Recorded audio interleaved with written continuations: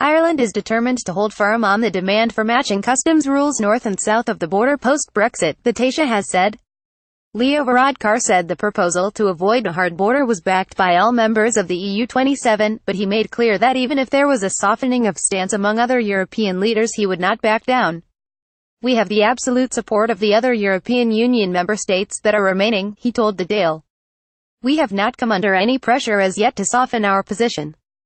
However, I am not so naive as to think that that may not occur. We will avoid at any cost being isolated.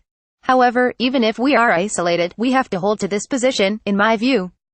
Responding to claims that the UK and Irish government's relationship has markedly deteriorated due to their opposing views on how to manage the border, Mr. Varadkar insisted personal relations remained very good.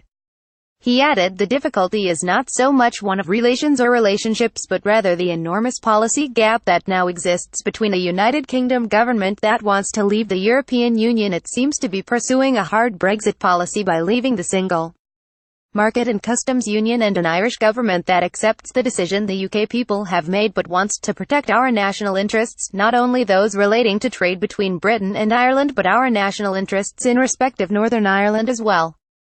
He predicted a difficult few weeks and months ahead in the Brexit talks.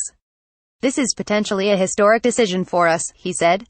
Politicians in Dublin and Brussels have warned that if Northern Ireland operated outside the rules of the customs union and single market it could have dire consequences for the island's economy and the cross-border provisions of the 1998 Good Friday Peace Agreement.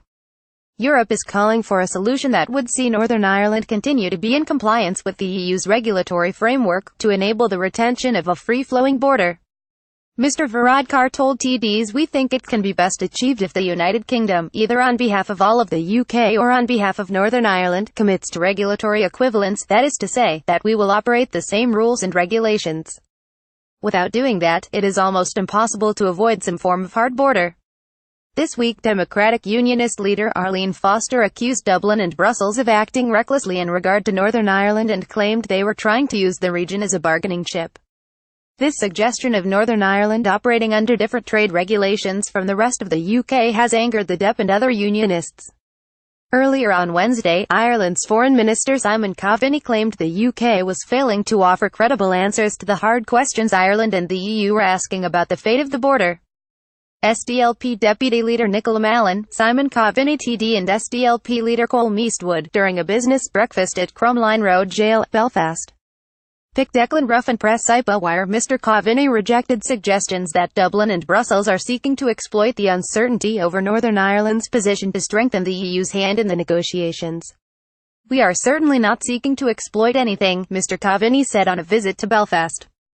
We are trying to protect a peace process that so many people from all backgrounds, unionist and nationalist, have worked so hard to create.